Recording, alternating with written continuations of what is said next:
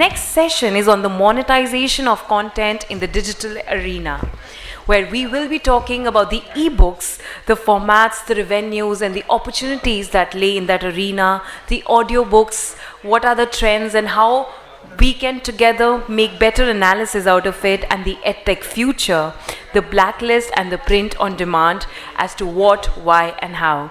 And for this session, we have with us our moderator, Ms. Trisha the Niyogi, who is the CEO and director of Niyogi Books. Our speakers for this session, we have with us Mr. Ranjit Pratap Singh, who is the co-founder and CEO of Pratilipi.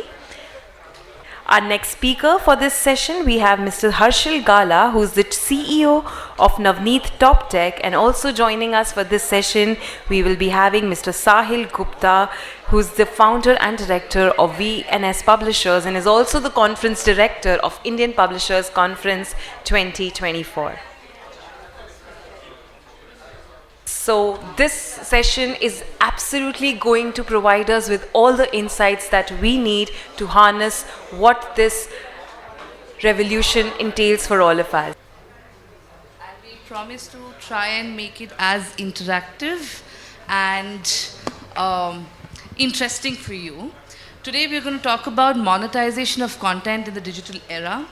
As I can see familiar faces, a lot of publishers, and as a publisher myself, we all know how we have used technology and the digital space to leverage technology and digital in production, printing, marketing, distribution, as well as management.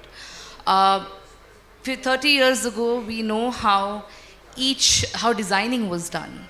We used to design each page, and now we have InDesign and other technology, Photoshop, to make it simple for us.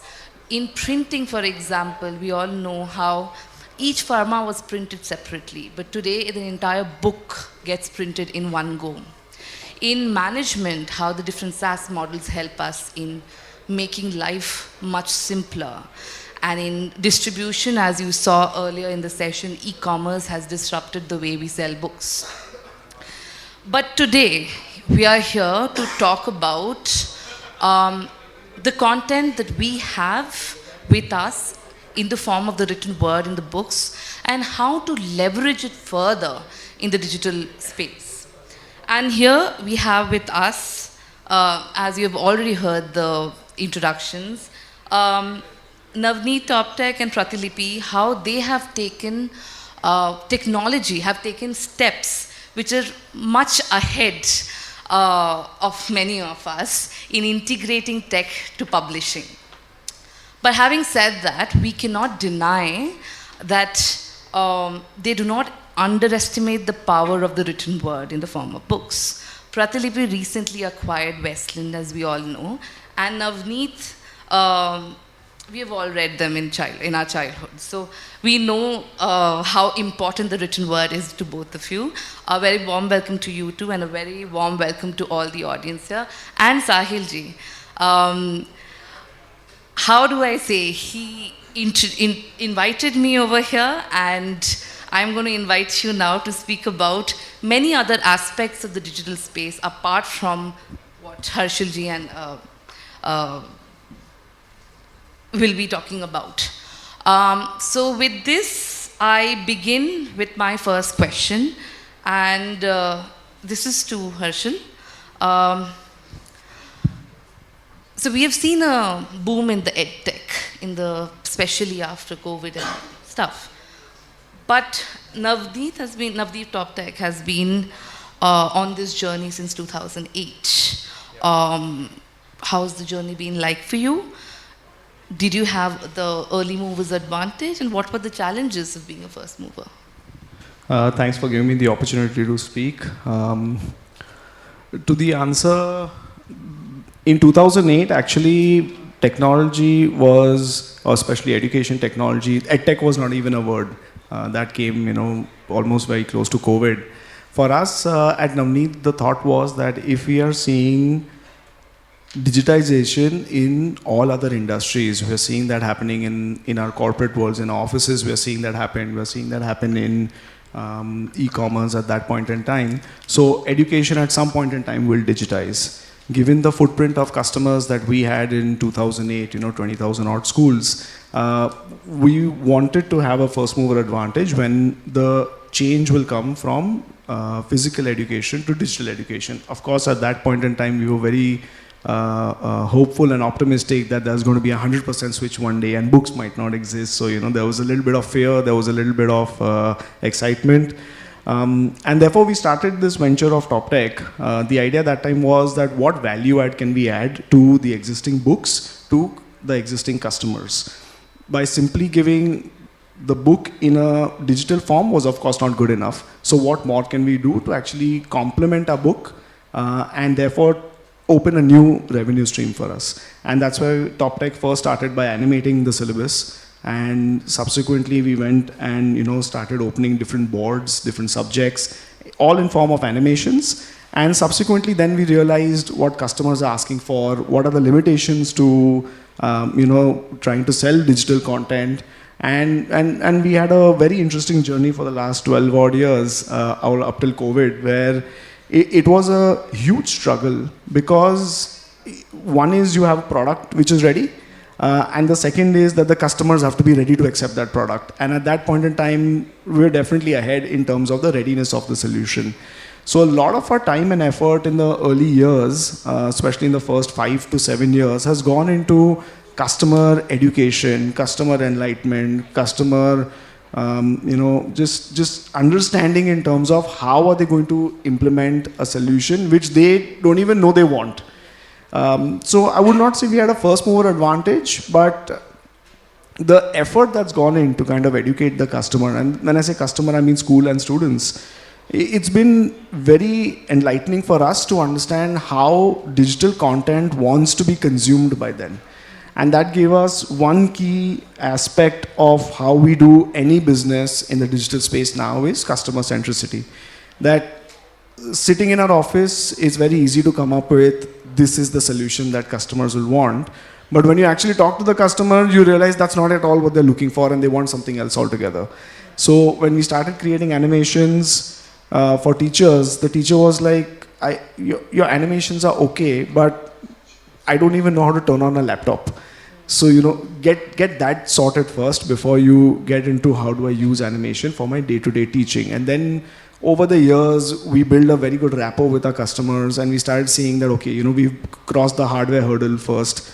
Post that, then we get into content. Actually, the content, we had so much in-depth input in terms of the length of videos, in terms of the voiceover qualities, in terms of the visuals, where does the pause come, where does it not come, how do you add interactivities for the teacher without revealing the answer, but at the same time you give enough information to the teacher. So lots of detail, and therefore I would say safely that the product that we have right now is actually built live with customers. You build something, you ship it, get feedback, and then you kind of iterate on that. So that's been the journey. Great. So there's there are a lot of points that we have to take from there. You just mentioned about just putting e-content out there is not enough. So my next question is to Sahil. As publishers, we are making ebooks right now is like a necessary evil. It doesn't really give us enough revenues, right, but we still do it. Right. So what do you think? Is it how do we go forward? So we all are here sitting here talking about how do we monetize content in the digital arena. So there are two important keywords, content and digital, right? So the first question that we all publishers need to ask ourselves is, what is our digital strategy? Do we even have one? So what do we want to achieve out of it? So when we talk about going digital, then traditionally we are publishers, right? So we do physical books. So what is your step one? Step one is, let's be out there. Let's get the e-format of our books out there. So PDF does not constitute an e-book. Let me make this very clear to everybody. PDF does not mean that you have an e-book in place. So first thing is to have a digital strategy in place. As publishers, what do we wish to achieve? And then we have to reverse engineer from there. And I think the first step that we as publishers need to take is to make sure that we have correct e-books in place. We have EPUB files which are validated, which are vetted, which are as per the latest format. There are various tools available, lots of organizations, and trust me, it is dirt cheap. It is not something which is expensive.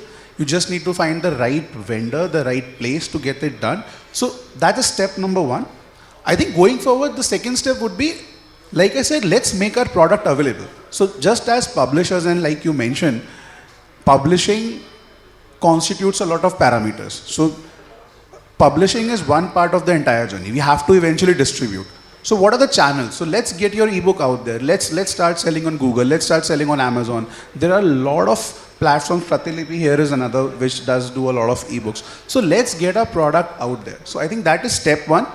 And then obviously, like you said about navigating this monetizing content, I differ from this opinion of publishers often complaining about ebook not generating revenue. I think we ourselves are to be blamed for that. So I think the way ebooks work in the digital space is very, very different from how traditional books sell, right? So we have a fixed MRP and we use that MRP to sell an entire one geographical region. I think this is not how ebooks work. I think the price point of your particular book, so see, you have to reimagine your book, right? You can't just, an ebook is not just a direct copy of your physical book. So you have to understand your audience, right? You have to first understand what is the platform where the customer is coming, how much money is he willing to spend, what kind of a model does the platform offer, is it a subscription model, is it an outright purchase model, is it a lending model, and based on that we need to price the book appropriately. And I think in the digital ecosystem, because there's a lot of technology and play, and because most of the platforms, I think Ranjitji would be able to throw a little more light about the audience profiling, I think promotional offers go a long way. And from my own personal experiences, one thing that I can say is that I think a lot of us must have experienced, at least for trade books, we see a massive jump in sales in the month of November, December and January on Amazon worldwide. Purely because it's a festive season and people are at home, they want to buy more products. So I think you got to understand your audience, understand the platform, and I think price point plays a very, very important role. Let's not expect customer to pay the same premium for an ebook as much as he wants to pay for physical book. And I think that is step one, and we move on from there. And then, like you said, there are so many opportunities in the audio space and in the edtech space, like Harshal mentioned. So I think let's start. Let's have a digital strategy in place. Let's have the product in e-format. Let's make it available through the platforms and try and optimize our selling mechanisms. Once we optimize those, and then we should ask ourselves this question, whether we are able to generate money out of it or not. I think that is what I feel. Okay, but we have to take a step back quickly. Harshal mentioned how digital wants to be consumed, and you spoke about digital strategy. So my next question to Ranjit is, how was Pratilipi conceived of? What did you think when you started this organization? Sure. So our thought process was a combination of two things. First and foremost, it is that generally the way traditionally media is created, whether it's publishers, whether it's film producers, whether it's other formats, is that somebody has to make a judgment call on which story is worth sharing with the rest of the world. And that's simply because there is fixed cost involved in terms of producing a movie, or there's a fixed cost involved in terms of publishing a book, and there's a large variable cost involved for every single new copy that is published. But internet doesn't work like that. Like on YouTube, for example, or Twitter, for example, or Facebook, for example, there's no fixed cost to create something. So first part of my thought process was that, why should anybody not be able to just share their story with the rest of the world in any format, language, device, geography, given that on the internet it's possible in the first place? Like, I don't know how many of you know or don't know, for example, Harry Potter being the biggest example, that it was rejected by almost every single European publisher before it became like what Harry Potter is. So our thought process was like, that shouldn't really happen. So that was part one, like democratize the storytelling across formats, across languages, across geographies. The second part was that once you find a great story, let's say once you find Iron Man, why should it just remain in one language, one format, one geography? So Iron Man started as being a comic book in US in English for kids. Is Iron Man just a comic book anymore? Is Iron Man just for kids anymore? Is Iron Man just in US anymore? Or is Iron Man just in English anymore? None of that is true. So why should that remain true in India either? So these two things combined is why we started building Pratilipi. Obviously, as a young 23 or 24-year-old kid, you can't really do all of this on one day. So we started by building an online literature product. Think of it like YouTube, but instead of video, it's literature. And that's all that we did for 7-8 years before we started expanding from there. Great. But now, do you think there are certain kinds of books or related products that are more successful on the platform? You just mentioned Harry Potter and Iron Man. They're both cult figures. But what about the new content which comes in? So the beauty of internet is that unlike physical world, the scale is just something else. Like think of the largest publisher in the world. How many books would they publish? I don't know, 10,000? Like how many books all the publishers combined here publish? I don't know, 50,000? 100,000 a month? Actually 100,000 a year. On Pratlipi we have like 300,000 stories published a month. So like online just works in a different way. It doesn't work like just an internet version of how physical world works. That essentially means that even small niches can still be very, very large. Like think of a very weird niche, like supernatural meets history meets, I don't even know, like romance meets tragedy. Even that would have like 10,000 stories on Pratlipi because just the scale is so much bigger. So as a context, like total number of stories published on Pratlipi crossed 1.5 crore just about a few days back. So essentially, our job is less to focus on a specific niche, at least for online literature. Our job is more to focus on personalization, that which story to recommend to what kind of person. So like exact same story, I might absolutely love it, you might absolutely hate it, somebody else might think it's okay. So it's my job to figure out which story to show to which person, but not necessarily that which genres are working or not working. We'll come to that in some time. But we all know that technology is a great leveler. And from what Ranjit said, we can also understand that how it democratizes the content. But for many independent publishers like me, many digital products like audiobooks and animated content sometimes seem very prohibitionary in terms of capital. What do you think about this, Arshad? Honestly, I think I like what Sahil said in terms of creating digital content, may it be in form of animations, audiobooks, ebooks, is actually not that expensive in the sense that once we go out, find the right partners, once we go out, explore, what are the options available in a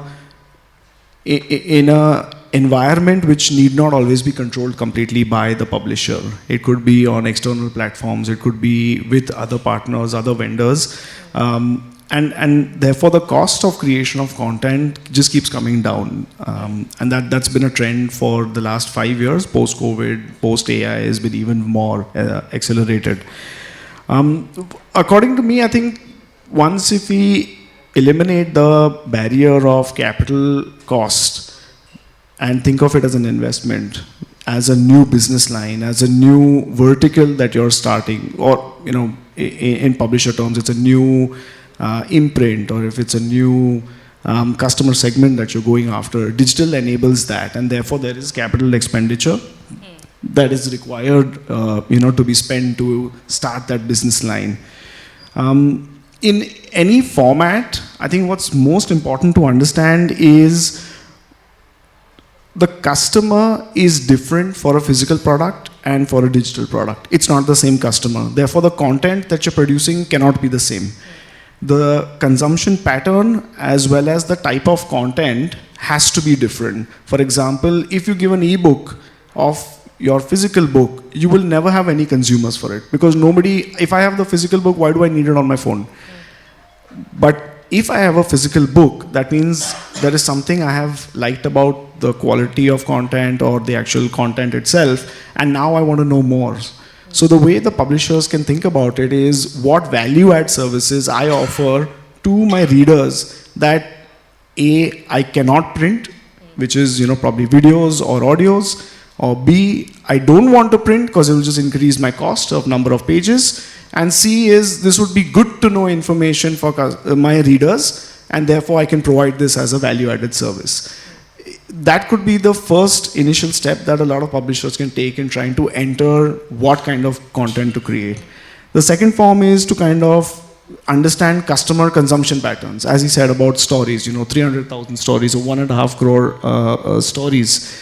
It's phenomenal, but it's interesting to hear. It's not books, it's stories, right? And I understand the way you're packaging it. Packaging of that content is very important. You're living in a Instagram generation where 5 seconds, 3 seconds is an attention span. How do you give snippets of content which is actually consumer friendly and consumption friendly?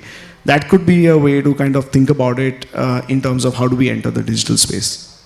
That's great to hear. Like we've seen how the cost of production for ebooks have gone down now. But for general trade publishers, I'm talking where we cannot club the two, where we have to put them across separately. So in that case, Sahil, can you tell us a little bit about the challenges that we have in the audio space? Because I know this is the next big thing, and everybody wants a piece of the cake. But there are restrictions we are facing. Would you like to elaborate on that? So I kind of so I understand what Harshal said, and I completely agree with you that the cost of production have substantially come down over the last 5 years. But I do understand, Trisha, your perspective where you say that often capital becomes a deterrent for us publishers, right? So there's only so much we can spend and so many avenues, So we need to understand this, and I agree with Harshal. You don't look at digital just as an extension of your own physical books. Let's not do that, right? So you got to look at it from a different vertical altogether. I think the dynamics of digital publishing and the world of digital publishing is very, very different. And before I answer your question, let me talk about a couple of things. One thing is that I am a big advocate of reimagining and the reviewing book from a content perspective. See, if you look at purely from a numbers point of view, the amount of content, and I'm using the word content and not books, that gets consumed on a day-to-day basis through social media, whether it is Instagram, whether it is literary platforms like Pratilipi, whether it is in the edtech space through Neet or any other, or purely from Facebook. Look at platforms like channels like Brightside, even journalism websites such as Quint. Just look at the followers, look at the subscription, look at the number of views they have. So our problem is different. Our problem is, I think, a lot of times we as traditional publishers are sticking to the old narrative कि हमारी किताबें नहीं बिक रही हैं, पैसे नहीं आ रहे हैं, किताबें. See, I think we need to reimagine that entire world. So the way you monetize content in e-space is very, very different. That is one. The second thing, and this treated like an address to all the tech providers out there. Audiobooks, while the cost of production is coming down, it is still not cheap. It is an expensive exercise. I do feel audiobooks, especially from a trade perspective, is going to be very, very big over the next 5 years. And I think if numbers are to say the likes of platforms like Pratilipi, Kuku FM, Pocket FM, even Audible is doing a lot of things in the Indian market going forward, I think the numbers are very, very promising. There is money to be made. Let me make it very clear, there is a lot of money to be made. I think what technology companies need to figure out is that we are content guys, right? So I feel we as publishers are more suited to modulating our content to suit the needs of end customers and the intermediary platform in between. If somebody asks me to create your own audiobook, and even if I do it, even if I spend a lot of money, what are the chances of me achieving the kind of quality that, say, an Audible approves? See, if you say that you have a book and the folio is not aligning or the editing is not right, I understand that. But if somebody comes to me and talks about their decibel levels for this product is not good and the codec is not up to the format, then I'm not getting that one bit, right? So I think tech companies need to understand that in a certain way, they need to take care of the tech side. So if an audio platform which is catering to so many customers, if they handle the production side of the audio, and we take care of the content creation and the scripting and the narrative side of the things, I think collectively we'll be able to create a product which is not only much, much superior than what is out there, but I think it'll be an amalgamation of publishers and technology. I think a lot of times what happens is publishers want to create their own audiobooks because they want to be out there and they don't have the option of not being present. And technology companies on the other side start creating their own content at times, which may not be, say, that good. So I think eventually there's a heap of content and probably just 1% of it is worth consuming, is what I mean to say. So in the long run, and I think I'll stick my neck out and say that in the long run, we'll have a lot of content which, sorry to say, would be absolutely rubbish, right? So I think let technology providers take care of the technology, and we as publishers, I think, at least in the audio space is what I understand, should, I think, try to take care of the narrative and the quality of the content that we produce, and that is where our expertise lie. That's my personal take on this. No, but collaboration, I believe, is the flavor of the season. Of course, we'll be Definitely. looking at it. Just a point on that. I have a slight difference of opinion there. Is as soon as you give the ownership to technology players, Let's not give ownership. Let's not do that. I think we have a lot of licensing arrangement and right selling and co-branding, co-ops. There are a lot of, definitely not giving ownership. No ways. no, I meant in terms of more decision-making power. I from the publishing side would say less power to technology guys, more power to us, in the sense that the marriage between content creators and the distributors, as you say, has to be equal. If anything, more with the content creators, because that's really the value add. What happens is, for example, if you take Netflix, they struggled with the same thing. Content creators were not understanding how to distribute the videos. Netflix said, you know what, forget them, I'll create content and I will own the whole ecosystem. And from a technology point of view or the technology player's point of view, that decision becomes much easier because of the capital that's available to them, because of the flexibility or the speed at which they can decide things. And therefore that risk remains that as soon as you start saying that, you take care of this, I don't understand this is not my domain, we lose the control of the overall flow. Yeah, so I think, Harshal, I don't know, I think we publishers are obsessed with having control over things, but I don't understand why, because I think it's high time I think we need to bridge that gap, and both technology providers as well as publishers need to meet midway. So I understand that we don't want to give the entire ownership of content and how they tweak it, but I think sitting on the table we can work because they understand their audience, right? Technology companies have a lot of data, they have a lot of insight. So understand what is the price point suited, what is the genres which is being consumed, what doesn't. So they do understand their audiences better than us. On the other front, because we have been content creators, we are more suited to create content which is much superior in quality, tailored to that audience. So I think that is where I feel that we need to bridge that gap, where we be the content masters and they can, it could be a combined narrative, is what I feel. Collaborations, as I say. Collaboration. Different degrees is what we hope to see in the future ahead. Or on that point, as you just rightly mentioned, reimagining our publishers' content for the digital space. Now, as publishers, we definitely make ebooks, as we know that. Most of us do. Podcasts are used as great marketing tool for us. Comics have a very high cost of production, and licensing for movies and OTT is a very tedious process. So my question to Ranjit is, how do you make the money? So it's a slightly complex question because different parts of Pratlipi have existed for different time periods. So Pratlipi's online literature product, for example, is now close to being 10 years old, versus Westland obviously has been like 50, 60 years old, even though we only took over about a year and a half back. IVM again, we took over just about 2 years back. But like licensing, for example, we just started like maybe a year back. So like the older businesses obviously make more money. So literature, for example, is about 75% of our overall revenue.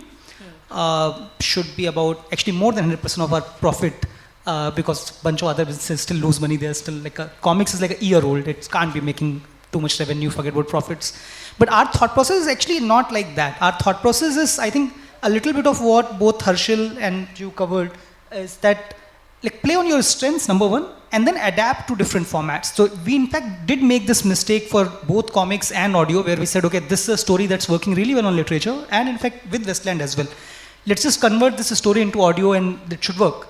We realize like there are minor but important changes that you have to make for the same story for that to work as audio show.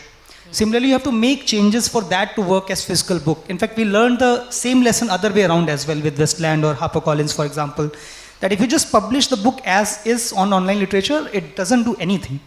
Like, it's not a lot of investment, but it's investment in terms of like tonality, where does the chapters end. So online literature is a lot more about that every day a chapter is released, or every week a chapter is released. So the chapter should end on a hook, like how TV works, versus how physical book works, where there is usually more about flow, less about that each chapter needs to have a banger, that, you know, I need to know what happens next, and so on and so forth. So over a period of time, we have realized that like different businesses will monetize it a different way. And over a period of time, we have realized, and in fact, this is probably would be my one, I don't know, like I'm obviously probably younger than most of you here, but one still piece of advice, that differentiate between fixed cost and variable cost, and then differentiate between fixed revenue and variable revenue. So for example, for something like Westland, right, like it's obviously a fixed cost when you publish a book, but there's also a variable cost every time a new copy is sold, because I'm still paying the printer, I'm still paying the royalty, and so on and so forth. Versus for online literature, for example, like there is no fixed cost because it's purely user generated, but there is also more or less no variable cost except the author payout. So I can afford to pay author a lot more, and I will still be a lot more profitable, even if I price it at like 10% of a physical book. Versus think of a comics or podcast. There's a lot of fixed cost because I'm still creating it, but there's very close to zero variable cost, because once it's created, it doesn't matter if 10 people read it, 500 people read it, 1,000 people read it. So the way we have to plan our pricing, the way we have to keep our revenue and profit expectations differs basis how much is my fixed cost versus how much is my variable cost, and the other way around, like how much am I getting upfront versus how much I'm getting over a period of time. So at least in Pratilipi's case, like we look at it from this nuanced angle. Great. So all of you also mentioned about knowing your audience. Okay. So this next question is to Harshil. The NEP, National Education Policy, which was rolled out by the government in 2020, is strongly oriented towards digital learning and teaching. So how has that impacted the Indian edtech sector? So it's a good question, and with no one-line answer, because NEP is NEP, and we all understand the complexities around it and the following documents of NCF that have come. While the push is towards digital, and irrespective of NEP, that was the push coming from schools, you know, that let's try to digitize classrooms and let's try to give some digital content to students or aids to the teachers. What NEP does, which is kind of timed with post-COVID as well, is given a lot of education to users, which is teachers, schools, and students and parents, of what are the pros and cons of digital education. Everybody experienced it in COVID, and now everybody post-COVID has an opinion about this worked for me or this did not work for me. Fortunately, unfortunately, a lot of people said that did not work for me. So you have a lot of deniers, or you have a lot of retractors from technology post-COVID, and which is what we've seen in all our businesses. In specifics of the document, there is a push towards democratizing the content, making it available on multiple platforms. At the same time, there is a push towards delivering content aids in the classroom in digital format. So for example, there is a push towards creating presentations and the teachers to deliver lectures via presentations. There is a push towards, in a different way, the push is towards application-based concepts, and how do you give student practical application of any concept that they're learning. The only way to enable that is, you know, if you have some digital content which you can push as homework to students.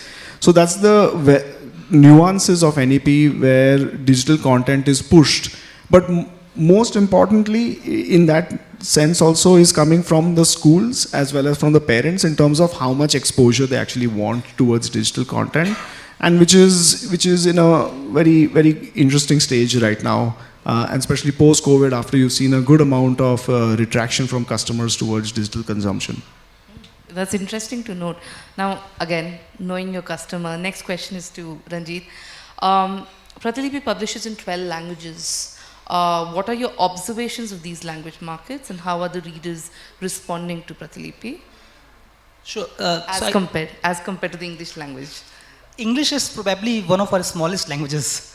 Part of that is because till about 4 years back, we consciously wanted to avoid competing with Amazon.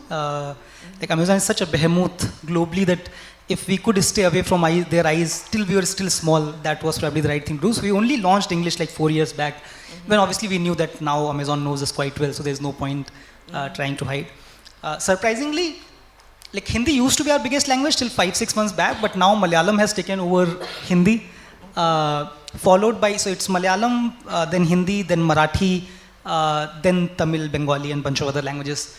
Part of the reason is also that I think in smaller, like outside of Hindi and English, there isn't as much competition for not just literary apps, like not just online literature, but in general consumer products. Like any new app that people launch, whether it's an entertainment app, whether it's a gaming app, whether it's whatever else, generally you will start with either people who know English or people who know Hindi, and only then you will go to the rest of the market in general. So I think that probably helps us, and that's why there has been a greater penetration to those languages, at least for Pratilipi's online literature product. Other products, comics and FM, obviously Hindi is the largest simply because that's where we started off with, the other languages are still catching up. Westland and IVM are far more geared towards English because that's what they have been doing before we took over. So Westland is now doubling down onto Indian languages, same for IVM podcast as well.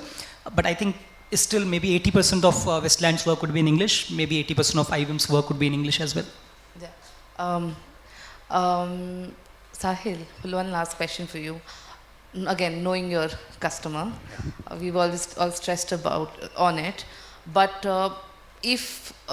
what are the ways? Who is the customer for Indian ebook and audiobook today? And are there specialized ways of reaching out to them? Yeah, so two things. So the first part of the question is that your audience base depends upon, see, unlike all other industry, publishing has to be branched out into different categories, right? So like Harshal rightly mentioned about NEP and how we are reaching the target audiences. So the way to leverage digital technology and reaching your audience, say for a K-12 publisher, would be very different from somebody who's publishing literature, right? So, and again, somebody who's say doing, for example, something like a higher ed, knowing your audience might be very different and reaching them would be a different model altogether. So like Harshal said that in schools there's a lot of emphasis on presentations and there's a lot of mandate about creating assignments and application-based question and assisted learning per se.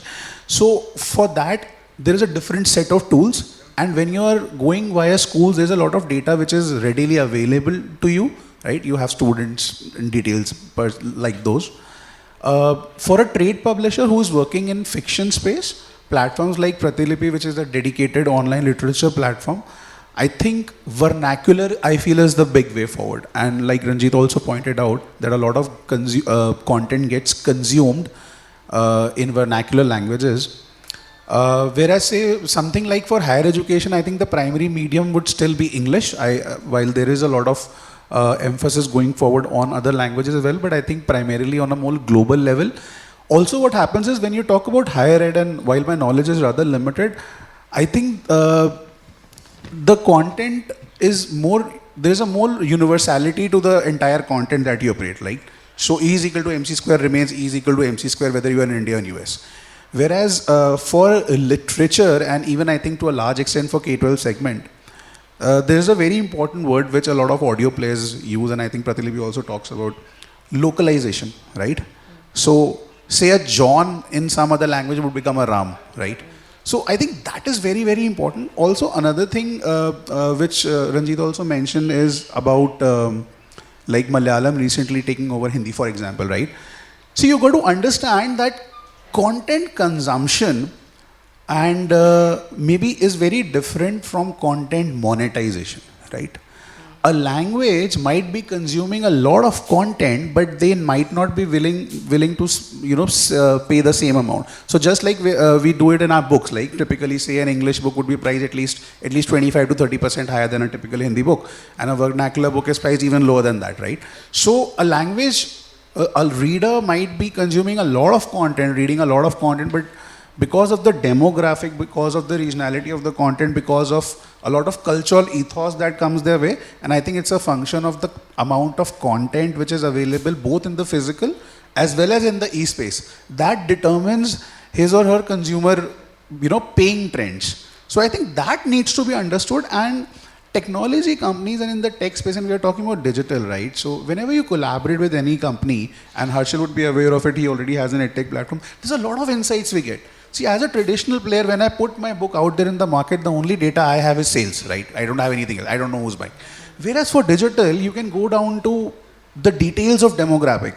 You know, what is the age of your audience? Where is it getting consumed? In which city? In which district? In which language? Even after purchasing, how much of your ebook is being read? Is it an impulsive buy? So there's a lot of impulsive buys that happen in digital space, is what my understanding. How much of it is, read? So all those insights are available, and I think we need to deploy more funds. We need to deploy dedicated people for this job to have a better understanding if we really want to monetize our content. So I think rather than harping on the issues which surround us, let us look at the digital ecosystem from a bird's eye view, and let us see what are we missing out on.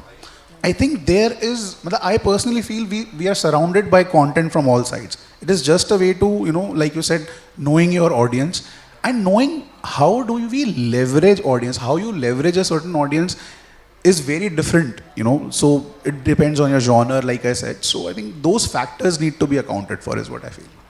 Definitely. There are two last questions that I would like to ask. One to Harshal. It's been little more than 15 years for Navneet Topted, but Navneet Education Limited was established in 1959 and is a listed company. Do you think having a physical component to the digital helps? Yes and no. Yes, simply because that's easier to monetize it in the short term. You increase the price of the book by 5 rupees, and the number of copies that you sell, suddenly you've made back the money that you've invested in your digital content. No, because you're not creating any IP for your digital content. So the day the customers stop seeing value in your digital content, they will start finding your book to be more expensive.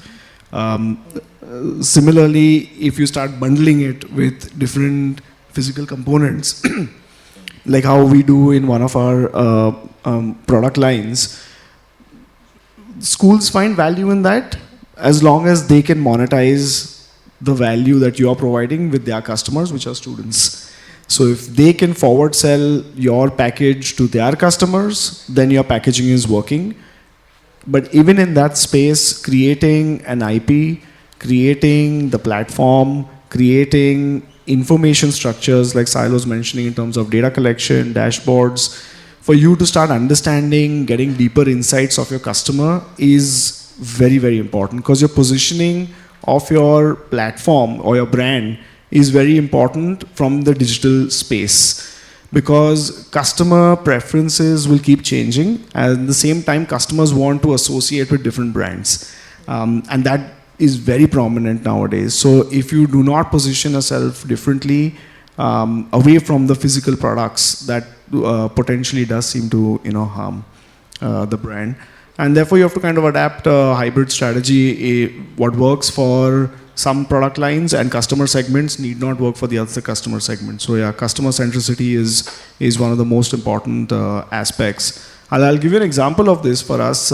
which is kind of what Sahil was also talking about. We launched an ebook platform and we put all our titles on it, and you basically scan the code and you get a PDF version of the book with some basic functionality around highlighting and digital pens and so on. Absolutely no takers, completely bombed. The whole product just completely failed. And we were so shocked, like, why would you not want a digital copy of the book, right? That was the obvious question. When you go to customers, you start getting into very micro understanding of what are they actually looking for. They're saying, I don't want anything that's already there in the print form. Yeah. So what we ended up pivoting towards, using the same platform and adding small QR codes to the book that kind of complete the chapter. So you have questions, the QR code has the answers.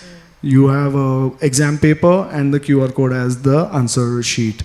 That started getting so much traction that eventually we realized, okay, now we have traction, now monetize it. All you have to do is 2 rupees per scan. Charge 2 rupees per scan. It's so impulsive. It's so easy for a student also to say, yeah, you know what, I'll do it. I'll use my UPI app, I'll scan it, and I'll pay 2 rupees. And that for us has become a super monetization plan. So understanding the customer, finding the right bite-sized content, pricing it correctly, positioning it correctly is something that, you know, we have to kind of put together as a digital strategy for publishers. Well, that's very interesting. But over the years, in the last 10 years, the term e-literature is also changing. At first, we understood e-books as e-literature, but with the new definition, that's also changing. Literature, the written word created by the digital for the digital alone, is now what is being called as e-literature.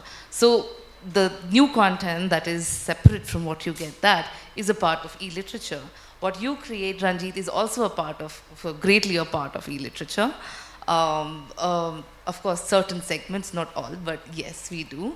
And so, Sahil, I'm trumping your definition of e-books right now to create a new definition.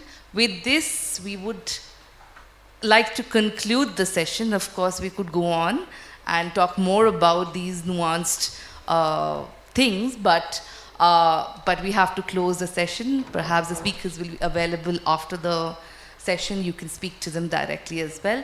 Thank you very much, and hope you like the session. Can we have a great round of applause for our moderator and our speakers on stage? And sir, I request you to all remain seated as we would now like to felicitate you. I request our dignitary to please come on stage.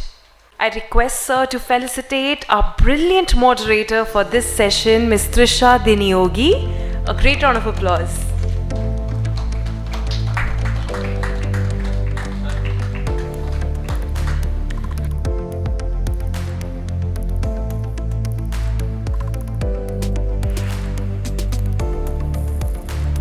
Our speaker, Mr. Ranjit Pratap Singh. Can we have a great round of applause?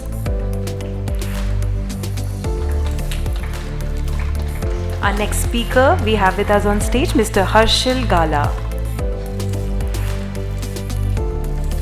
And we have our next speaker, Mr. Sahil Gupta. As we delve into these discussions, let us remember that our industry's strength lies in adapting and innovating. The digital landscape is evolving rapidly, and we must be at the forefront of this transformation. With that, we successfully conclude our second technical session. I would once again thank all our speakers and moderators.